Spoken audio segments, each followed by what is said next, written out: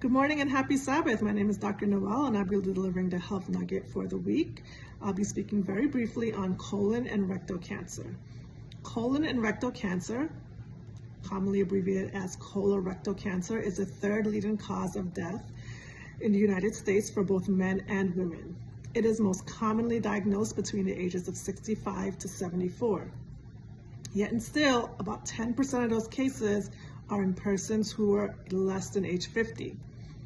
And in the last several years, there's been a 15% increase in diagnosis in persons who are aged 40 to 49. So that increase in incidence for younger persons has definitely influenced how we recommend screening to be done. So what is the screening age for colon cancer? Previously it was 50. This has been changed in the last several years. The screening age that's recommended is 45 to 75 years of age. Say that again. The screening age for colon and rectal cancer is 45 to 75 years of age. It's important to emphasize that because in 2018, studies showed that 31% of persons are not up to date in their screening for colon and rectal cancer. And screening is a very important part of preventing the disease and treating things at earlier stages. So not surprisingly, there's a higher incidence of colon cancer in persons who are Black. This puts you at higher risk and certainly should put you on alert to get your screening done. Genetics and our family history is another important risk factor. There are a number of hereditary genetic conditions that predisposes persons to multiple cancers. If you have multiple relatives, first-degree relatives, parents, siblings, aunts and uncles with multiple cancers in the family, especially at young age, so ages less than 50, certainly something to consider to make sure you get your screening done. So, for example, you have a mom with breast cancer diagnosed in her 30s, and her sister had breast cancer in her 40s, and an uncle had colon cancer, and then your sister has endometrial cancer. That should definitely be an indicator to get your screening done, but also ask for genetic testing with your primary care physician. So those are the things that we can't change. We can't change being of African American descent, and we can't change our genetics, but there are some other modifiable risk factors. And those would include obesity, diabetes, smoking, and alcohol use. And for excessive smoking, and a long history of smoking. So again, that screening age is 45 to 75. And so when you see your primary care physician, what are some of the options for screening?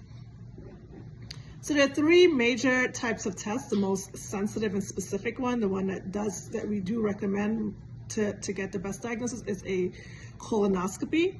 This requires general anesthesia. It's done as an outpatient. You take, we call it Go Lightly, something to help clean out the bowels, and then there's direct visualization of the colon and the rectum with a camera. And that, again, should start recommended at age 45. And if it's negative, you do that every 10 years. There are other tests that are less invasive. There is a fecal occult blood test, and that is a test to measure to see if there's microscopic blood in the stool that you can't see by eye. And this can be done every year if it's negative. If it is equivocal or does show something that's abnormal, you still are recommended to undergo a colonoscopy. So it's important to recognize that. So these are other screening tests, like the test for the stool for blood is also a test for the stool that looks at the to look at any kind of shedding or any cells. So the test of DNA in the stool, that's also not invasive. If that is abnormal, the recommendation still is to undergo a colonoscopy. That looks at the entire colon, including the rectum. You can just look at the rectum and the sigmoid colon. That's called a sigmoidoscopy.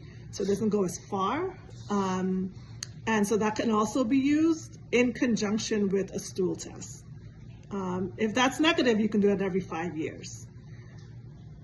If it's abnormal, then they still do recommend getting a colonoscopy.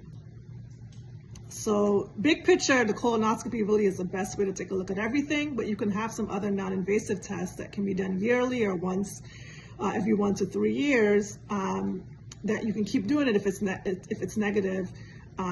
That can delay a colonoscopy. But again, if that's abnormal, certainly if you have any family history, the better recommendation would be to do a colonoscopy. And these are discussions that you can have with your primary care doctor. And then what are some of the symptoms? So colon cancer is, again, one of those things that's very vague. Oftentimes you don't really know until somebody goes and takes a look.